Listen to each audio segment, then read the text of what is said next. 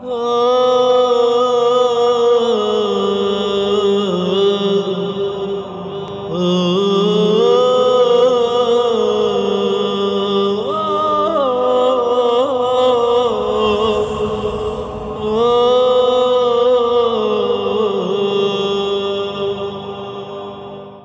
یہ مجلس 4 محرم اور 5ویں شب کی ہے۔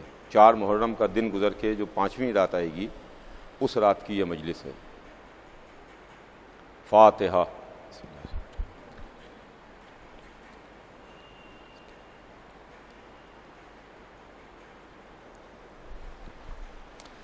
اعوذ باللہ السمیع العلیم من الشیطان اللعین الرجیم، بسم اللہ الرحمن الرحیم، الحمد للہ رب العالمین، والصلاة والسلام علی سیدنا و نبینا و شفیعنا بالقاسم محمد وآلہ الطیبین الطاہرین المعصومین، ولعنۃ اللہ علی اعدائہم اجمعین من یومنا ھذا الی یوم الدین۔ اما بعد فقد قال اللہ سبحانہ تبارک و تعالی فی کتابہ المبین وہو اصدق الصادقین۔ بسم اللہ الرحمن الرحیم، ان الدین عند اللہ الاسلام۔ خداوند عالم قرآن مجید میں ارشاد فرماتا ہے کہ یقیناً دین اللہ کے نزدیک اسلام ہے۔ عزیزان گرامی، ہمارے اور آپ کے درمیان ایک سلسلہ گفتگو ہے جو جاری اور ساری ہے، اور ہمارے اور آپ کے درمیان جو گفتگو ہو رہی ہے اس کا عنوان سلسلہ ہدایت اور تاریخ ہدایت ہے۔ جو ہادیوں کا سلسلہ ہے، جو رہبروں کا سلسلہ ہے، جو معصومین کا سلسلہ ہے، جو ہماری ہدایت اور ہماری رہبری کے واسطے آئے، اس لیے کہ آج ہم اپنے کو بہت بڑا سمجھیں، ہم اپنے کو بہت عالم جانیں، ہم اپنے کو بہت سپر، بہت ہائی فائی، بہت عالم، بہت مہذب، یعنی جو بھی جملہ کہہ لیجئے آپ، اگر وہ ہم تصور کریں جیسا کہ انسانی ویکنس ہے اور انسانی کمزوری ہے، مگر ہم کیا ہیں یہ آج کے زمانے نے ہم کو بتا دیا۔ جب انسان سمندر کی گہرائیوں میں جا کے مٹی نکال کے لا رہا ہے، فضا میں پرواز کر رہا ہے، ستاروں اور سیاروں پر جا رہا ہے،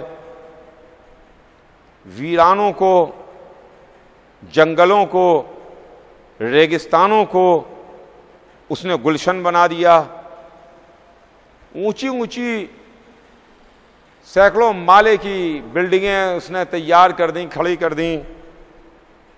وہ سفر جو مہینوں میں طے ہوتے تھے، وہ سفر جو برسوں میں طے کیے جاتے تھے، ان سفروں کو اس نے محدود کر دیا وقت کے اندر، چند گھنٹوں کے اندر وہ سفر سمٹ کے آ گئے۔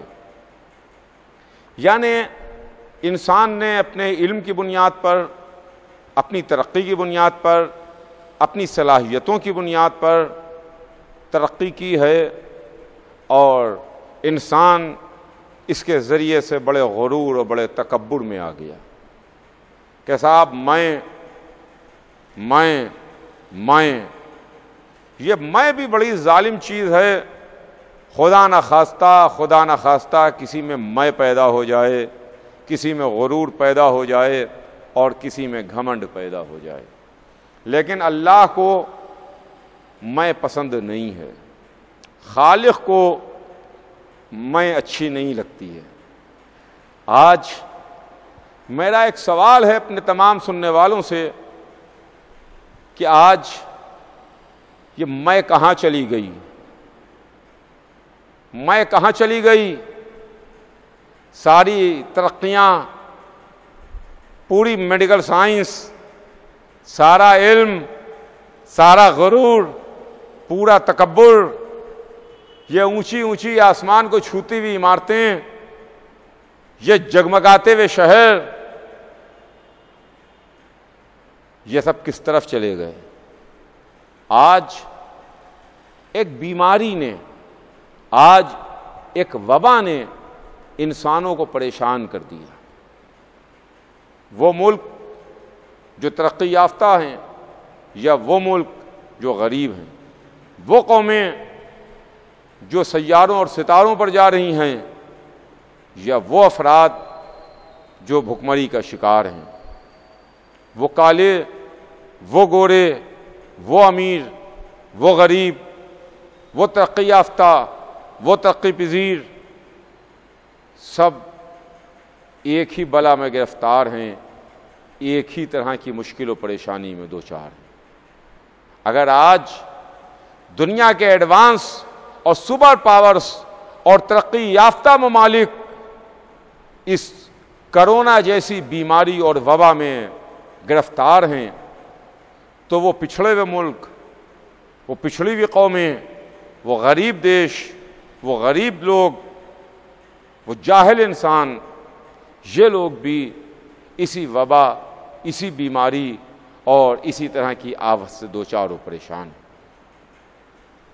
اب دیکھیے یہیں کے اوپر بات آتی ہے ہدایت کی، یہیں پر بات آتی ہے رہبری کی، کہ آج ہمارے پاس کوئی ویکسین نہیں ہے، آج ہمارے پاس کوئی دوا نہیں ہے، آج ہمارے پاس اس بیماری سے نپٹنے کا کوئی علاج نہیں ہے۔ لیکن ہاں، کل ہو سکتا ہے کہ بیماری کی دوا آ جائے، کل ویکسین آ جائے، کل کوئی علاج دریافت ہو جائے، تو وہ علاج، وہ ویکسین، وہ دوا پوری انسانیت کے واسطے ہوگی، کسی ایک ملک کے لیے نہیں ہوگی، کسی ایک قوم کے لیے نہیں ہوگی، کسی ایک قبیلے کے واسطے نہیں ہوگی، کسی ایک نیشن کے واسطے نہیں ہوگی، کسی ایک قوم کے واسطے نہیں ہوگی۔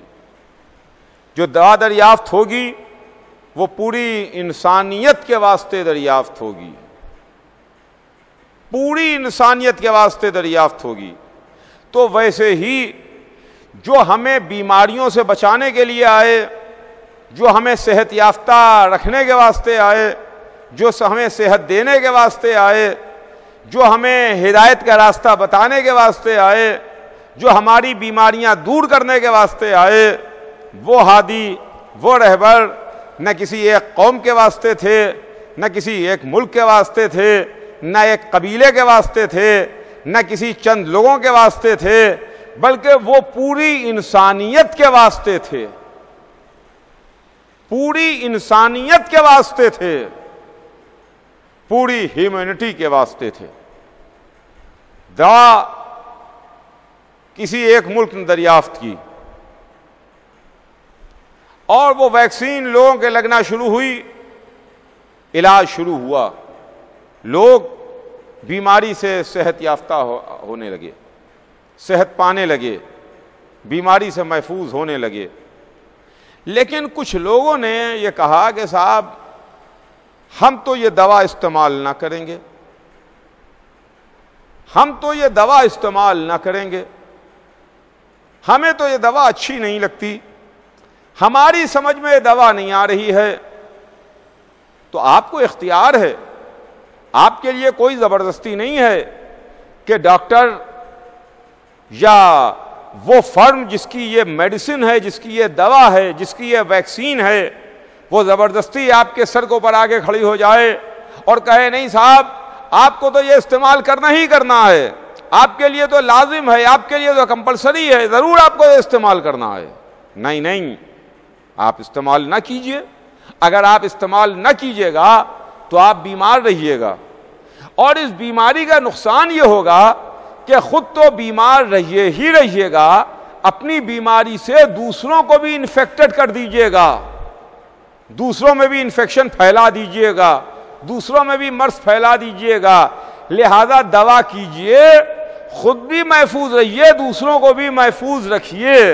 یہی فلسفہ عزیزان گرامی مذہب کا ہے، یہی فلسفہ ہادی آئے رہبر آئے ان کا بھی ہے کہ آپ دین کو مانیے، مذہب کو مانیے، سلسلہ ہدایت کو مانیے، ہادیوں اور رہبروں کے بتائے ہوئے راستے پر چلیے تاکہ خود بھی نجات پائیے، دوسروں کو گمراہ بھی نہ کر پائیے، دوسروں کو گمراہ بھی نہ کرنے پائیے۔ تو اس واسطے ہمارے رہبر ہمارے درمیان آئے، اس واسطے یہ سلسلہ ہدایت ہے، اس واسطے یہ سلسلہ رہبری ہے۔ کل کی مجلس میں میں آپ کی خدمت میں جناب نوح کے تعلق سے کچھ عرض کر رہا تھا، بات تمام ہو گئی تھی اس لیے کہ وقت تمام ہو گیا تھا۔ آج اس سلسلے کو آگے بڑھاتا ہوں اور بات اس کے آگے لے جاؤں۔ جناب نوح نے سفینہ بنایا اور وہ سفینہ نجات کا سفینہ تھا، وہ سفینہ ہلاکت سے بچانے والا سفینہ تھا۔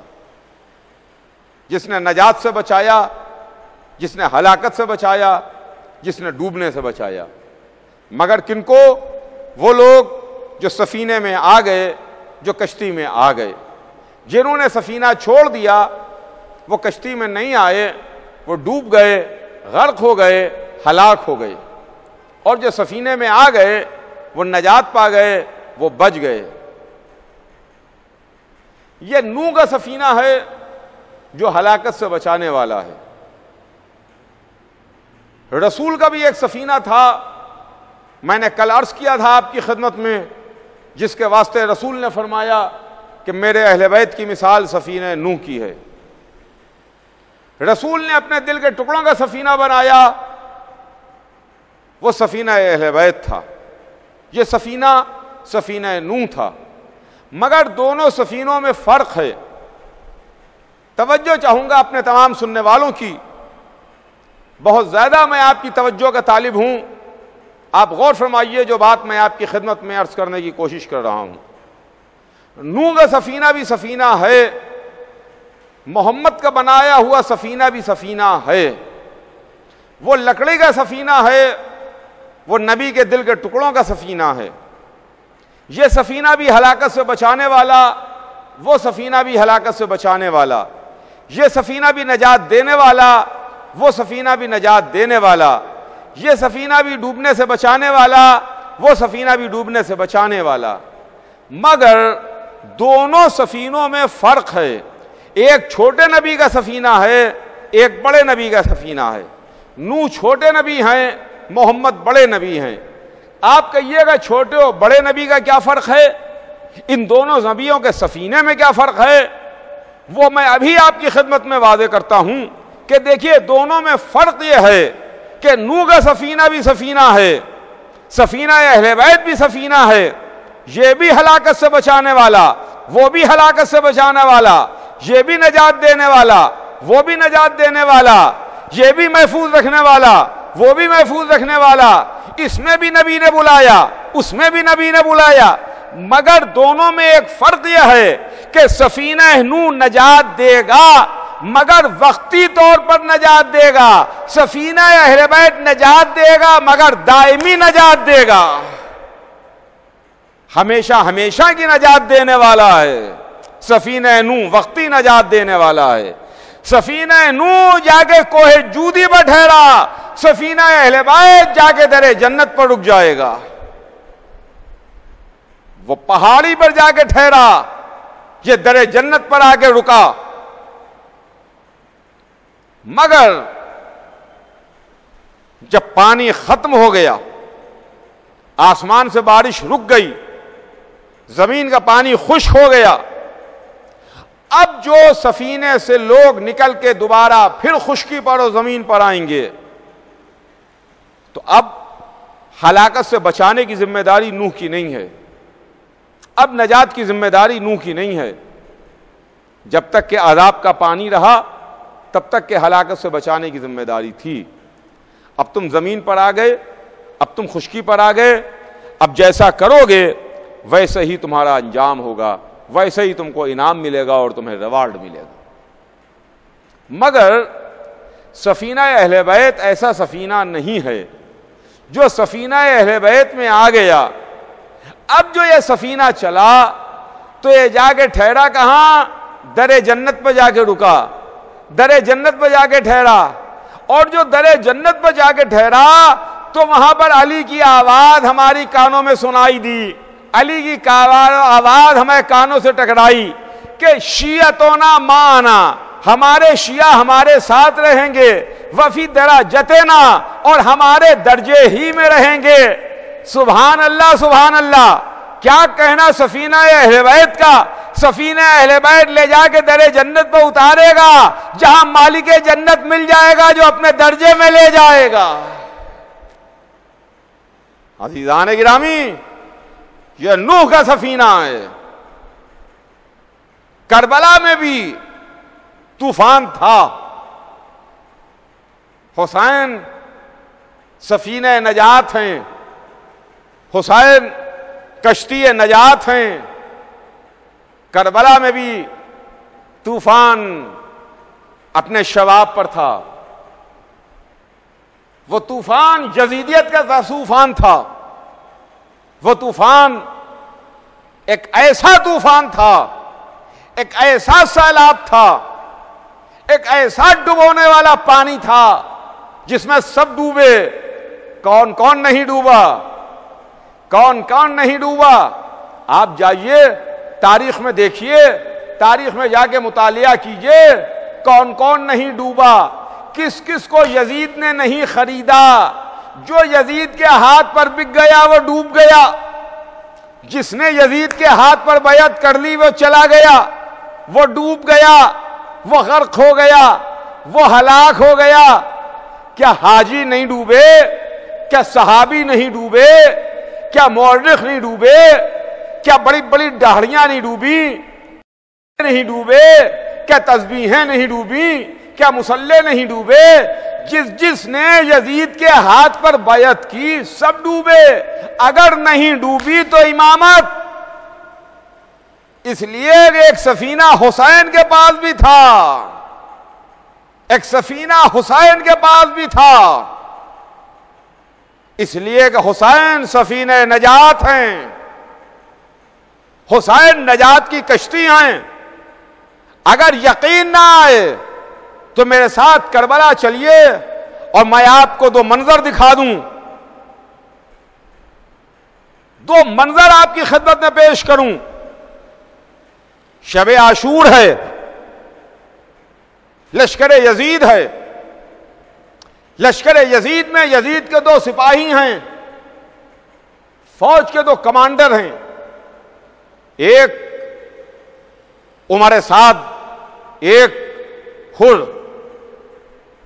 شب عاشور دونوں ٹہل رہے ہیں، عمر سعد بھی ہے، حر بھی ہے۔ عمر سعد یزید کے ہاتھوں پر بیعت کر چکا ہے، حر بھی یزید کے لشکر کا ایک سپاہی ہے، کمانڈر ہے۔ مگر شب عاشور دونوں سوچ رہے ہیں، دونوں غور کر رہے ہیں۔ عمر سعد اس کو نظر آ رہی ہے گورنری، ملک رائے، ملک رائے کی لالچ، جنت قرض ہے، ملک رائے نقد ہے۔ ادھر حر بھی رات بھر ٹہل رہا ہے، حر بھی رات بھر سوچ رہا ہے، ارے یہ حسین ہیں، محمد کے نواسے ہیں، علی و فاطمہ کے بیٹے ہیں، ان کی بھی روٹیاں شامل تھیں جب جنت کا بینامہ ہوا، حسین کی روٹیاں بھی گئیں جنت میں، اس کے بدلے میں جنت آئی۔ جنت کے خریدنے والوں میں حسین بھی شامل ہیں۔ رات گزری، رات تمام ہوئی، دیکھیے گا ایک ہے یزید کا لشکر، ایک ہے حسین کا لشکر۔ ایک ہے ڈوبنے والا، ایک ہے ڈوبنے سے بچانے والا۔ حسین ہے سفینہ، حسین ہے کشتی، نجات کی کشتی، ڈوبنے سے بچانے والی کشتی، ہلاکت سے بچانے والا سفینہ۔ صبح عاشورہ فیصلہ ہو گیا، حر لشکر یزید سے نکل کے لشکر حسین میں آ گیا، یعنی اس سفینے میں آ گیا جو ہلاکت سے بچانے والا سفینہ تھا۔ عمر سعد اس سفینے میں نہیں آیا۔ وقت آگے بڑھا، زمانہ آگے بڑھا، دنیا نے آگے دیکھا کہ عمر سعد پر لعنت پڑ رہی ہے۔ حر سے حر علیہ السلام ہو گئے۔ کربلا میں صبح عاشور سے آج تک اور آج سے صبح قیامت تک نہ جانے کتنے درود ہوں گے، کتنے سلام ہوں گے، کتنی رحمتیں ہوں گی، کتنی عزتیں ہوں گی جو حر کے نامہ اعمال میں لکھی جا رہی ہوں گی۔ یہ سفینہ حسین ہے، سفینہ اہل بیت ہے۔ نوح اپنی امت کو الہی راستہ بتاتے ہوئے دنیا سے سدھارے اور دنیا سے تشریف لے گئے۔ سلسلہ بیان آگے بڑھتا ہے۔ نوح کے بعد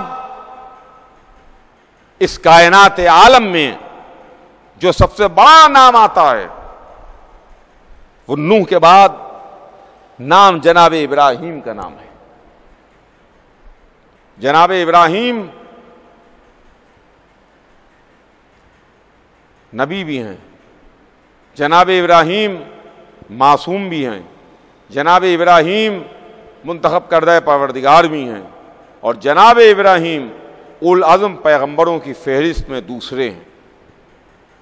کل میں نے فہرست آپ کو سنائی تھی، جناب نوح کے بعد جو دوسرا نام ہے وہ جناب ابراہیم کا نام ہے۔ بڑی عظمتوں والے ہیں جناب ابراہیم، بڑے مرتبے والے جناب ابراہیم، بڑی فضیلتیں ہیں جناب ابراہیم کی۔ اور قرآن مجید نے جناب ابراہیم کے امتحانوں کا ذکر بھی کیا ہے۔ میں پہلے آپ کی خدمت میں یہ عرض کروں کہ جناب ابراہیم وہ نبی ہیں کہ جنہوں نے چاند، سورج اور ستاروں کی خدائی کو باطل کیا۔ جناب ابراہیم کے زمانے میں لوگ چاند کی پرستش کرتے تھے، ستاروں کو خدا مانتے تھے، سورج کو اپنا خدا جانتے تھے۔ یہ وہ زمانہ تھا کہ جب انسان چاند، سورج، ستاروں کی پرستش کر رہا تھا، بتوں کو پوج رہا تھا، اپنے ہاتھ سے مٹی سے بنا کے تراش کے صنم رکھتا تھا، ان کے آگے پیشانی جھکاتا تھا، ان کو سجدہ کرتا تھا، ان کو اپنا اللہ مانتا تھا، اپنا خدا مانتا تھا، اور چاند، سورج، ستاروں کو اپنا خدا مانتا تھا۔ تو جناب ابراہیم نے ان پر تبلیغ کی، اور ان کی تبلیغ کا انداز قرآن نے ریکارڈ کر کے ہم کو سنایا کہ ایک مرتبہ چاند نکلا، ابراہیم نے آسمان پر چاند کو دیکھا، جب چاند ڈوب گیا تو اس کی خدائی کو باطل کیا۔ چنانچہ قرآن میں ہے، آپ اٹھا کے دیکھیے، آپ کو مل جائے گا۔ جناب ابراہیم چاند کو دیکھتے ہیں اور فرماتے ہیں کہ ھذا ربی، کیا یہ میرا خدا ہے؟ لیکن جب چاند ڈوب گیا تو انہوں نے اس کی خدائی کو باطل کیا اور فرمایا کہ یہ تو ڈوب گیا، ڈوبنے والا میرا خدا نہیں ہو سکتا۔ آسمان پر ستارے نظر آئے، ستاروں کو دیکھ کے ابراہیم کہتے ہیں کیا یہ میرے خدا ہیں؟ لیکن جب ستارے غروب ہو گئے انہوں نے اس کی خدائی کو باطل کیا، کہا یہ تو ڈوب گئے، جو ڈوب جائیں وہ میرے خدا نہیں ہو سکتے۔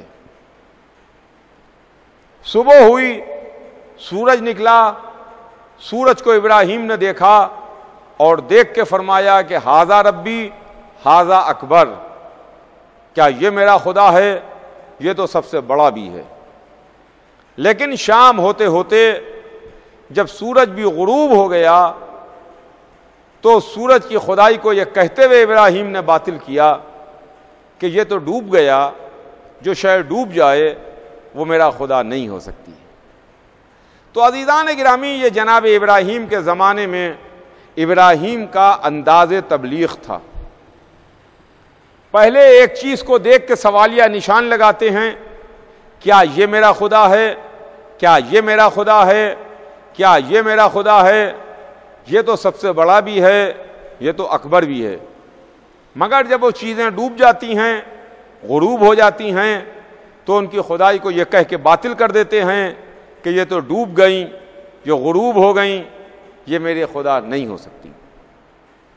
یہ ابراہیم کے زمانے میں انسانیت تھی، جہاں ابراہیم پہلے سوالیہ نشان لگاتے ہیں، کوشچن مارک لگاتے ہیں، اور اس کے بعد دلیل سے اس کی کاٹ کرتے ہیں اور کہتے ہیں کہ نہیں، یہ خدا نہیں ہے۔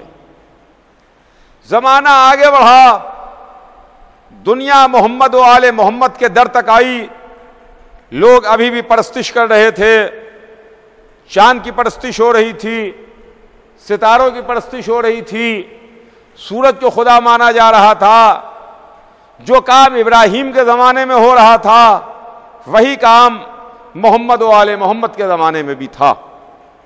یہاں بھی لوگ چاند کو خدا مانتے تھے، یہاں بھی لوگ سورج کو خدا مانتے تھے، یہاں بھی لوگ ستاروں کو خدا مانتے تھے، اور یہاں بھی لوگ پتھر کے صنم اپنے ہاتھ سے بنا کے اور تراش کے رکھتے تھے، ان کے آگے پیشانیاں جھکاتے تھے، ان کے آگے سجدے کرتے تھے، ان کو پوچھتے تھے۔ ابراہیم نے بھی پتھر کے خداؤں کو اور بتوں کو توڑا اور چاند سورج ستاروں کی خدائی کو باطل کیا۔ اور یہاں زمانہ جب آل محمد کے در تک آیا تو یہاں بھی چاند سورج ستاروں کی پرستش ہے، بتوں کی پرستش ہے، بتوں کو خدا مانا جا رہا ہے۔ مگر انہوں نے تبلیغ کا ایک دوسرا انداز اختیار کیا، ان کا رخ اور انداز دوسرا نظر آیا۔ جناب ابراہیم نے پہلے سوالیہ نشان لگایا، اس کے بعد ان کی خدائی کو باطل کیا، لیکن وہ زمانہ آل محمد کا زمانہ تھا، یہاں انہوں نے ان سے خدمت لے کے بتایا کہ دیکھو یہ میرے نوکر ہیں، میرے خدمتگار ہیں، یہ خدا نہیں ہو سکتے، یہ خدا نہیں ہو سکتے۔ اگر آپ کو دلیل چاہیے ہے تو دلیل آپ کو تاریخ میں مل جائے گی۔ انہوں نے چاند کو دو کر کے بتایا کہ یہ خدا نہیں ہو سکتا، سورج کو اشارے پر پلٹا کے بتایا کہ خدا نہیں ہو سکتا، ستارے کو ڈیوڑی پر بلا کے بتایا کہ یہ اللہ نہیں ہو سکتے۔ عزیزان گرامی، وہ انداز تبلیغ ابراہیم تھا، یہ انداز تبلیغ محمد و آل محمد ہے۔ تو جناب ابراہیم جن کے امتحانوں کا ذکر قرآن مجید میں موجود ہے، تفصیل سے موجود ہے، جہاں پر قرآن کہتا ہے کہ وَإِذِ ابْتَلَىٰ إِبْرَاهِيمَ رَبُّهُ بِكَلِمَاتٍ فَأَتَمَّهُنَّ قَالَ إِنِّي جَاعِلُكَ لِلنَّاسِ إِمَامًا۔ میرے حبیب یاد کیجئے اس وقت کو جب اللہ نے ابراہیم کو چند کلمات کے ذریعے مبتلا امتحان کیا، ابراہیم نے اس امتحان کو پورا کیا، ابراہیم اس امتحان میں کامیاب ہوئے۔ تو جب امتحان کی منزلوں میں کامیاب ہوئے تو اللہ نے ابراہیم کو انسانوں کا امام بنایا۔ جب ابراہیم کو انسانوں کی امامت مل گئی تو جناب ابراہیم نے بارگاہ پروردگار میں ہاتھوں کو بلند کیا اور یہ سوال کیا، پوچھا، معبود پالنے والے میری ذریت کا کیا ہوگا، یعنی میرے بعد میری آنے والی نسل کا کیا ہوگا؟ تو جواب پروردگار آیا، ابراہیم ہمارا عہدہ کبھی کسی ظالم کو نہیں ملے گا، دیکھیے گا عزیزان گرامی، قرآن ایک کلیہ بیان کر رہا ہے، قرآن ایک اصول دے رہا ہے، نہ قرآن نے ہاں میں جواب دیا، نہ قرآن نے نہیں میں جواب دیا، بلکہ قرآن یہ کہتا ہے کہ میرا عہدہ کبھی کسی ظالم کو نہیں ملے گا۔ یعنی بتا دیا کہ جہاں ظلم ہوگا وہاں عہدہ الہی نہیں ہوگا، عہدہ الہی وہاں ہے جہاں دامن ظلم سے پاک ہے۔ اب جہاں جہاں دامن پر ظلم کے دھبے ملیں، سمجھ لیجئے گا کہ یہ الہی عہدے سے کوسوں دور ہیں، اور جہاں جہاں الہی عہدہ نظر آئے یقین مانیے گا کہ دامن بالکل صاف ہے، دامن پر کوئی داغ نہیں ہے، دامن پر کوئی دھبا نہیں ہے۔ عزیزان گرامی، یہ جناب ابراہیم کے امتحان ہیں۔ ایک امتحان ابراہیم کے مال سے ہوا، جس میں جناب ابراہیم نے ثابت کیا کہ ہمیں اللہ پیارا ہے، ہمیں اپنا مال پیارا نہیں ہے۔ دوسرا امتحان جناب ابراہیم کی جان کا امتحان تھا، جس میں جناب ابراہیم نے یہ ثابت کیا کہ ہمیں اللہ پیارا ہے، ہمیں اپنی جان عزیز نہیں ہے۔ اور تیسرا امتحان جناب ابراہیم کی اولاد کا امتحان تھا، جس میں جناب ابراہیم نے اس بات کو ثابت کیا کہ ہمیں اللہ پیارا ہے، اپنی اولاد پیاری نہیں ہے۔ یہ تین امتحان جناب ابراہیم کے تھے، جن کا ذکر قرآن میں موجود ہے، جن کا تذکرہ قرآن ہمیں کو بتا رہا ہے۔ عزیزان گرامی، ان تینوں امتحانوں میں جناب ابراہیم کامیاب ہوئے، جنہوں نے پہلے امتحان میں اس بات کو ثابت کیا کہ ہمیں اللہ پیارا ہے، دوسرے امتحان میں اس بات کو ثابت کیا کہ ہمیں اللہ ہی پیارا ہے اور کوئی پیارا نہیں ہے، تیسرے امتحان میں اس بات کو ثابت کیا کہ ہمیں سب سے عزیز ذات پروردگار ہے، اس کے علاوہ ہمارے لیے کوئی اور عزیز نہیں ہے۔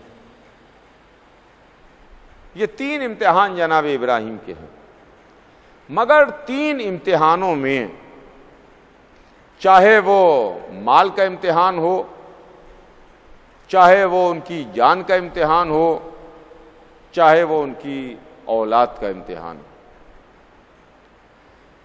جس واقعے کی یاد منانے کا ہم کو حکم دیا گیا وہ جناب ابراہیم کا تیسرا امتحان تھا، یعنی جہاں پر اولاد کو چھری کے نیچے رکھا، قربانی کی یاد منانے کا ہم کو حکم دیا گیا۔ آج مسلمان حج کرنے کے واسطے جاتا ہے، آج مکے جاتا ہے، آج خانہ کعبہ جاتا ہے، آج اللہ کی ایک عظیم عبادت جس کا نام حج ہے، اس کے فریضے کو انجام دینے کے واسطے مسلمان دور دور سے چل کے مکہ معظمہ خانہ کعبہ آتا ہے۔ نہ ہمیں اس بات کا حکم دیا گیا کہ تم آدم کے کسی واقعے کی یاد مناؤ، جاؤ آدم کی یاد میں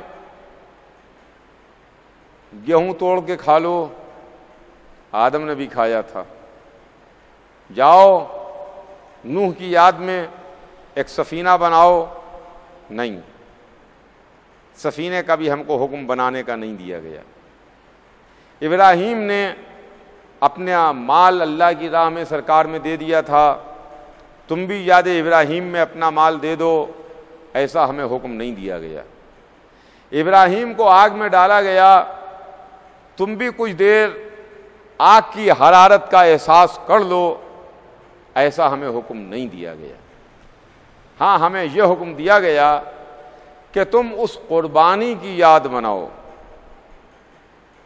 اس قربانی کی یاد مناؤ جہاں باپ نے بیٹے کو چھری کے نیچے رکھا، آنکھوں پر پٹی باندھی اور چھری چلا دی۔ جب باپ کو یہ محسوس ہوا کہ بیٹے کی گلے کی رگیں کٹ گئیں تو ابراہیم نے چھری پھینکی، آنکھوں سے پٹی کھولی اب جو دیکھا تو بیٹا تو سامنے کھڑا ہے، دمبا کٹا پڑا ہوا ہے۔ عزیزان گرامی، اگر عام باپ ہوتا تو جلدی سے بیٹے کے گلے لپٹ جاتا کہ ارے اللہ نے تجھے بچا لیا، تجھے محفوظ رکھا، پالنے والے تیرا شکر، تو نے میرے بیٹے کو بچا لیا۔ مگر یہ ابراہیم ہیں، جہاں رونے لگے، گریہ کرنے لگے، معبود پالنے والے، اے اللہ کیا مجھ سے کوئی غلطی ہو گئی، مجھ سے کوئی خطا ہو گئی، میری نیت میں کچھ قصور تھا، خلوص نہیں تھا، کہ کیا معاملہ ہے، تو نے میری قربانی کو قبول نہیں کیا؟ تو جواب پروردگار آیا، ابراہیم وفدیناہ بذبح عظیم، ہم نے اس کو ذبح عظیم میں بدل دیا ہے۔ تو یہ ذبح عظیم میں بدل گیا۔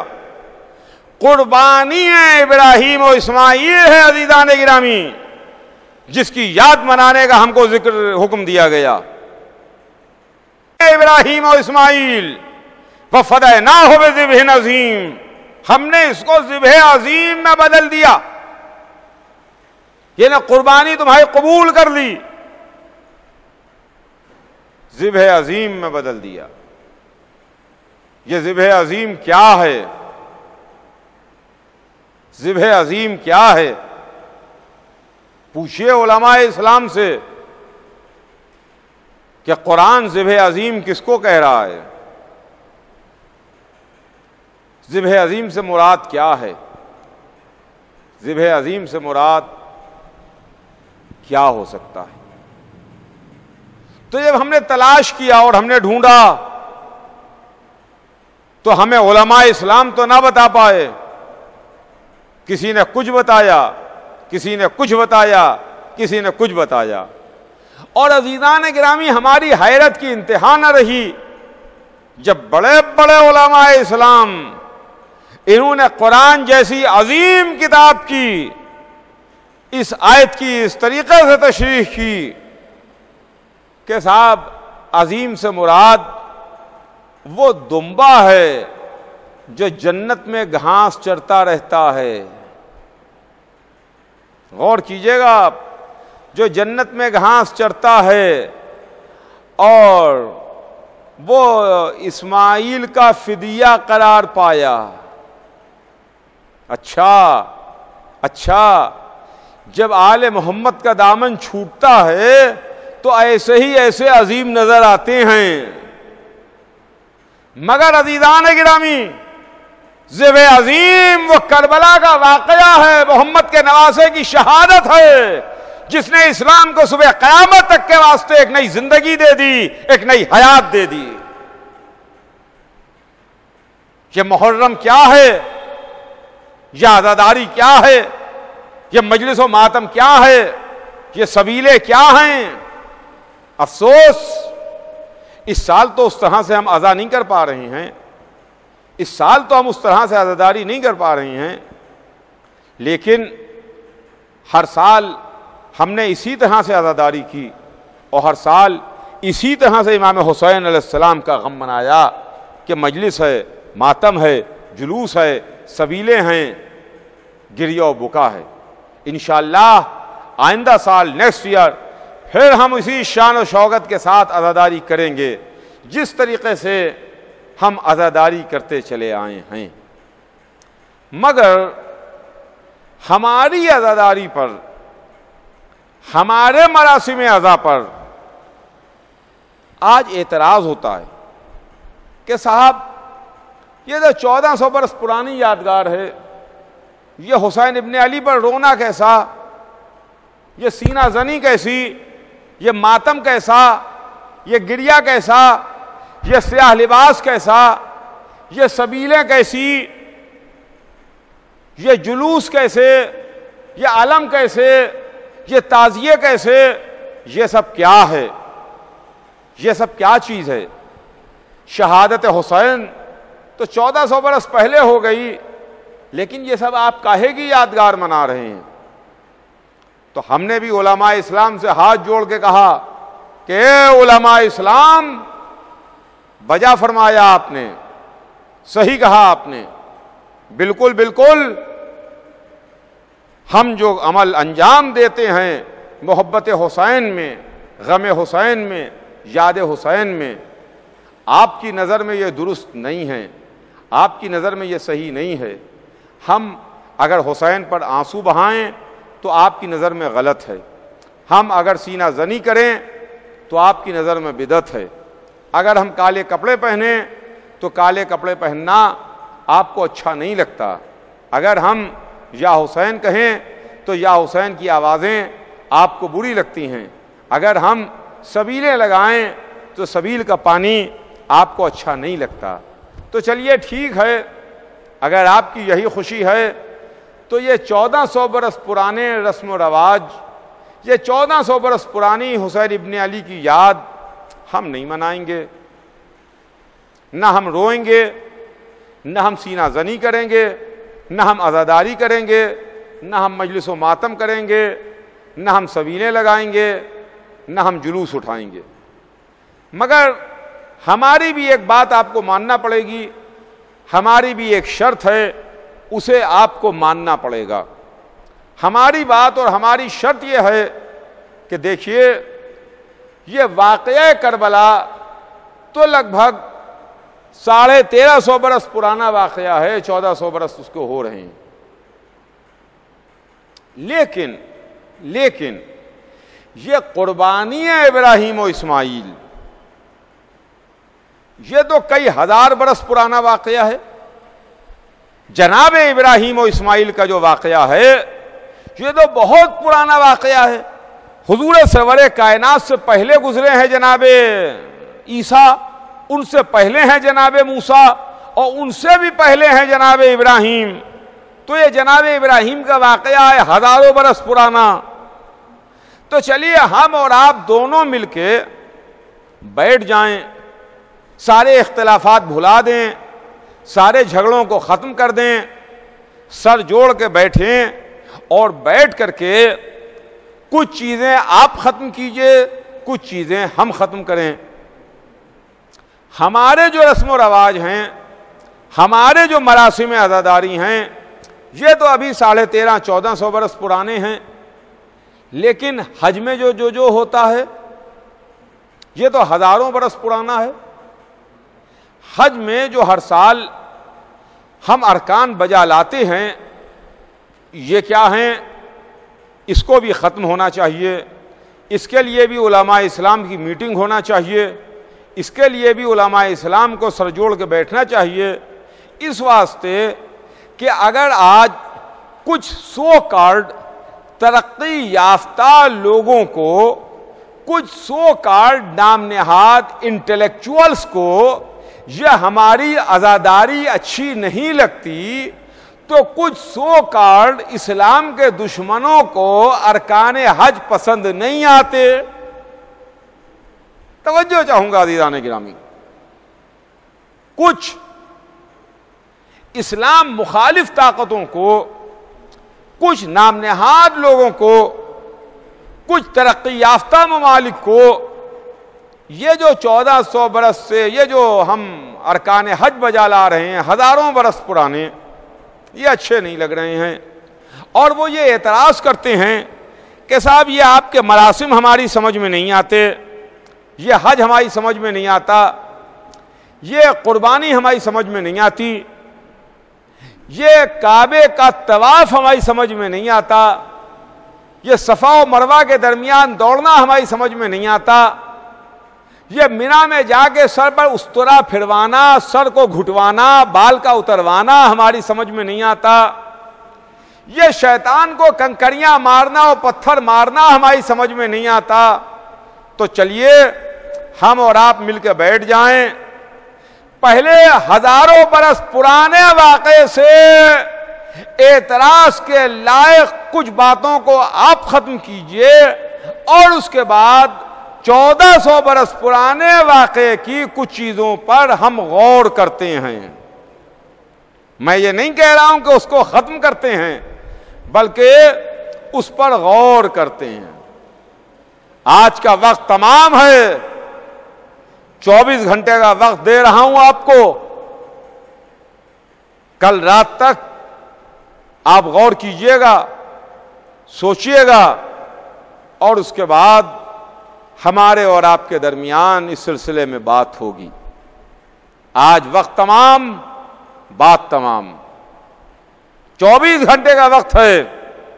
آپ بھی سوچئے، میں بھی سوچوں، آپ بھی غور کیجئے، میں بھی غور کروں، آپ بھی ان لوگوں کو پیش نظر رکھ کر کے غور کیجئے جن کے واسطے آپ جو کچھ بھی کرتے چلے جائیے مگر وہ آپ کو کنسیڈر نہیں کریں گے، آپ کو مانیں گے نہیں، آپ کو کبھی اچھا نہیں کہیں گے، وہ کبھی سیٹسفائی نہیں ہوں گے۔ آپ بھی غور کیجئے، میں بھی غور کرتا ہوں، اور انشاءاللہ کل ملاقات ہوگی اور کل اس مسئلے پر ہمارے اور آپ کے درمیان گفتگو ہوگی۔ آج بس یہیں پر بات تمام۔ تیزی کے ساتھ وقت آگے بڑھ رہا ہے، دن بہت تیزی کے ساتھ جا رہے ہیں۔ آج ہم کس کا ذکر کرتے ہیں؟ یہ رات 5ویں رات آ گئی، 4تھی محرم تمام ہو گئی، 4تھی محرم کا سورج ڈوب گیا۔ آج 5ویں رات ہم زینب کے لاڈلوں کا ماتم کرتے ہیں، ہم اون و محمد کا ماتم کرتے ہیں، ہم زینب کے باغ کے پھولوں کا ماتم کرتے ہیں۔ ہاں ہاں، کون؟ اون و محمد۔ اون و محمد کون ہیں؟ پہچانتے ہیں آپ؟ اون و محمد وہ ہیں، اون و محمد وہ شہسوار ہیں، اون و محمد وہ بہادر ہیں جو ددھیال سے بھی ورثہ شجاعت رکھتے ہیں، ننیال سے بھی شجاعت کا ورثہ رکھتے ہیں، جن کے دادا جعفر طیار، جن کے نانا فاتح خیبر علی مرتضی صاحب ذوالفقار، ددھیال سے بھی ورثہ ملا ہوا، ننیال سے بھی وراثت رکھے ہوئے، شجاعت ماں کی طرف سے بھی آ رہی ہے، شجاعت باپ کی طرف سے بھی آ رہی ہے۔ کربلا میں ماموں کے سامنے ہاتھ جوڑے کھڑے ہیں، آقا مجھے لڑنے کی اجازت دے دیجئے۔ حسین اجازت نہیں دیتے۔ اون محمد تم تو ہماری بہن کے باغ کے پھول ہو، ہم تمہیں کیسے لڑنے کی اجازت دیں؟ تمہارے بعد زینب کیسے زندہ رہے گی؟ تمہارے بعد ہماری بہن کیسے جیے گی؟ کہ ایک مرتبہ پس پردہ سے ایک بی بی کی آواز آئی، اے بھیا، اے میرے آقا، اس زینب کے ہدیے کو قبول فرمائیے، زینب کا ہدیہ بھی قبول کیجئے۔ لیجئے، حسین نے اجازت دی، اون محمد کو میدان کی اجازت ملی، دونوں شہزادے رہوار پر سوار ہوئے، مقتل میں آئے۔ بہادر دادا کے بہادر پوتے،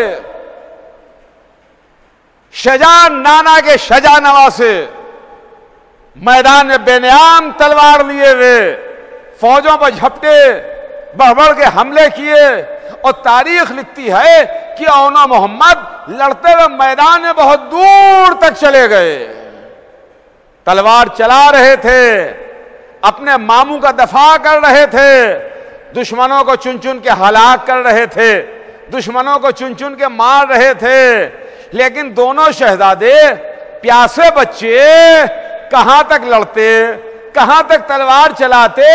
ظالموں نے چاروں طرف سے گھیر لیا۔ یا علی مرتضی آئیے، اے جعفر طیار دیکھیے، چاروں طرف سے اون محمد کو دشمنوں نے گھیر لیا۔ کہ ایک مرتبہ حسین کے کانوں میں آواز آئی، یا اماں ہو ادرکنی، اے ماموں میرا آخری سلام قبول کیجئے، میری مدد کو آئیے۔ حسین چلے، عباس چلے، علی اکبر چلے، اور محمد کے سرہانے پہنچے، دونوں بچے دنیا سے جا چکے تھے۔ ہاں عزیزان گرامی، آج زینب کو ان کے لاڈلوں کا پرسہ دیجئے، آج اس ماں کو ان کے دونوں بچوں کی تعزیت و پرسا دیجئے جو ماں اپنے بچوں کو نہ